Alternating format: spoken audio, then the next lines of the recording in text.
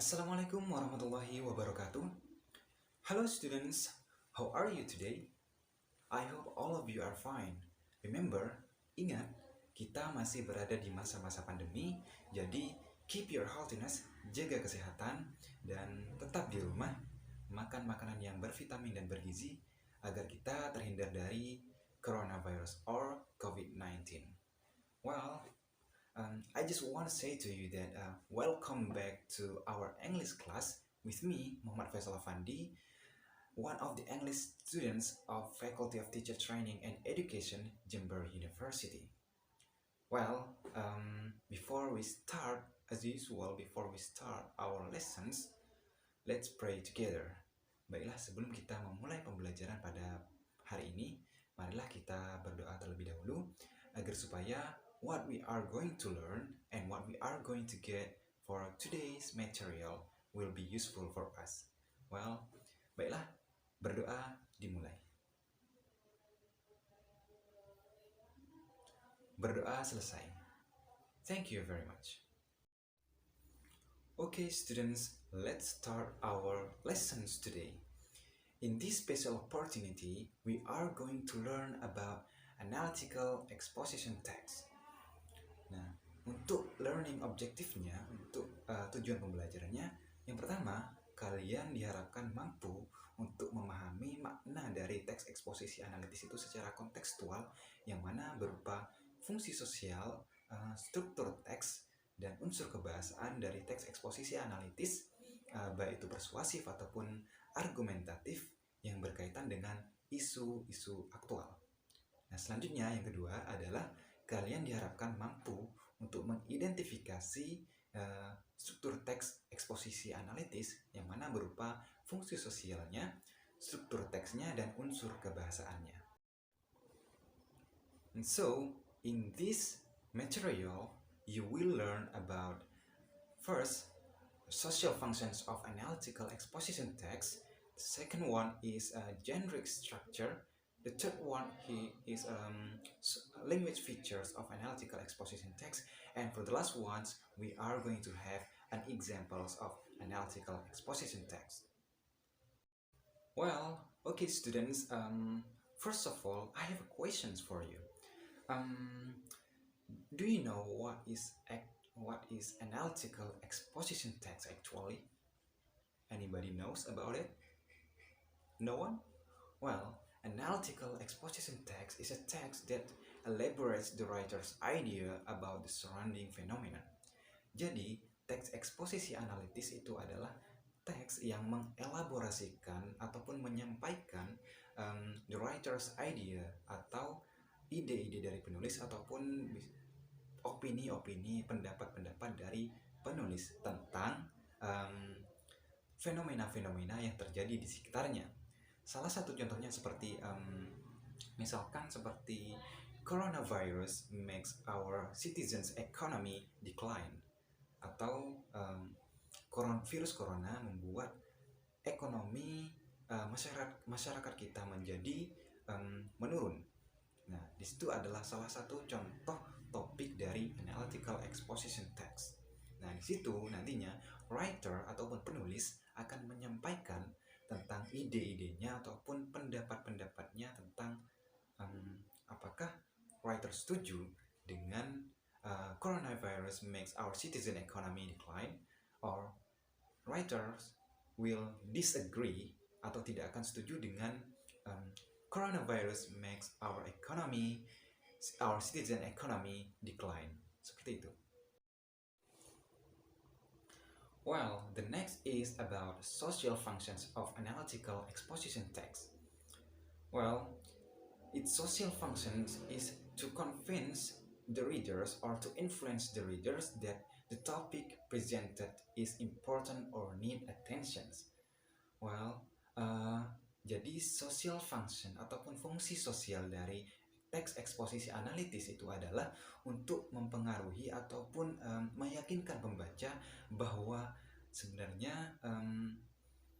topik yang dipresentasikan ataupun yang didiskusikan itu adalah penting dan itu harus mendapatkan perhatian, seperti itu. Well, After we know about the definitions of analytical exposition text and social functions of analytical exposition text, and the next is we are going to learn about generic structure of analytical exposition text. Um, Usually there are three generic structure of analytical exposition text. The first one is thesis, the second one is arguments, and the third one or the last one is about reiterations. Oke, kita akan mempelajarinya satu per satu. Well, for the first generic structure of analytical exposition text, itu ada thesis. Thesis here contains the introductions and it's usually indicating the writer's point of view. Nah, di sini tesis ini berisi tentang introducing topic ataupun pengenalan dari topik yang akan dibahas, and biasanya itu berisi tentang writer's point of view ataupun sudut pandang dari penulis.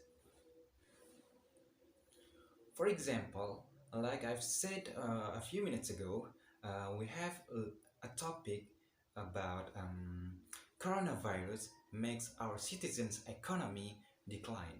Nah, di sini the writers will state his opinion or his point of view about this topic. Is it writers will agree with the topic or will disagree with the topic. Jadi writers atau penulis akan menyatakan sudut pandangnya di sini tentang apakah penulis akan setuju dengan topik tersebut ataupun tidak setuju dengan topik yang akan didiskusikan. And the next is the second generic structure. It is about arguments, and here it contains elaborate arguments to support the writer's positions. Nah, maksudnya di sini adalah argumen di sini berisi tentang alasan-alasan tentang mengapa why the writers disagree with the topic, why the writers agree with the topic. Jadi setelah writer ataupun penulis state his opinion or his menyatakan pendapatnya, lalu penulis akan menyatakan tentang alasan kenapa penulis itu tidak setuju dengan topik yang didiskusikan ataupun kenapa penulis setuju dengan topik yang didiskusikan. Seperti itu. Well, the next is about reiteration or the third generic structure of analytical exposition text. Nah, di reiteration ini berisi tentang restating the writer's point of view ataupun menyatakan kembali tentang pendapat dari penulis, menyatakan kembali tentang sudut pandang dari penulis. Nah, biasanya sentence or phrase that is usually used to introduce or to begin the reiteration part biasanya seperti from the text above, I personally believe, in conclusions, and etc. Okay, students, after you know about the definitions, social function, and generic structure of analytical exposition text, do you have any questions so far? Yes, if you understand all of the material, here I have an example of analytical exposition text for you. Well, this is the example of analytical exposition text, and the title is Management of Trust. And there is a thesis for the first paragraph, and for the second, third, and fourth paragraph, it is about arguments, and for the last paragraph is about reiterations. Please read carefully and you will know about thesis, arguments, and then reiteration. Well, in the first paragraph or in the thesis paragraph, writers state his opinion or his idea about management of trust. Jadi di paragraf pertama penulis menyatakan bahwa management of trash is very important or necessary. Jadi manajemen dari sampah, pemanajemenan sampah itu penting bagi uh, negara Indonesia seperti itu. Itu adalah sudut pandang dari penulis atau the writer's point of view. And the next or the second paragraph or argument paragraph, uh, the writer here is state his reason why the writer state a proper management of trash is necessary. Jadi di paragraf kedua ini ataupun paragraf argumen mulai dari paragraf nomor 2 sampai paragraf keempat itu writer ataupun penulis menyatakan alasannya kenapa penulis menyatakan a proper management of trash is necessary. Jadi ada 3 pendapat di sini. Yang pertama itu adalah it is important to provide a healthy environment. Jadi itu adalah alasan dari penulis kenapa a proper management of trash is necessary. And for the second, it can cause a healthy issues and breed issues. Jadi seperti itu. Itu adalah pendapat ataupun alasan yang kedua dari penulis. Kenapa menyatakan a proper management of trash is important. And for the third, management of trash can lead to flood. Jadi itu adalah 3 alasan dari penulis. And for the last paragraph or reiteration paragraph, it is about a conclusion or restating about writer's point of view. Jadi di paragraf terakhir ataupun paragraf reiteration di sini itu berisi tentang restating ataupun menyatakan kembali tentang writer's point of view, tentang sudut pandang dari penulis. Penulis tadi menyampaikan kalau management of trash is necessary or important. Jadi di paragraf terakhir penulis akan menyatakan kembali tentang it is important to have a management of trash. Jadi seperti itu. Intinya menyatakan kembali tentang writer's point of view. Seperti itu. Nah, terakhir setelah kita amati dari contoh sebelumnya, dari contoh analytical exposition text, we can find there are 3 language features that usually be in the analytical exposition text. The first one here is using simple present tense, and the second one is using internal conjunctions, and the last one is using casual conjunctions. Well, and for using simple present tense, seperti yang kita ketahui, kalau simple present tense itu adalah tenses yang digunakan untuk menyatakan hal-hal yang terjadi sekarang ataupun hal-hal aktual yang terjadi sekarang ini.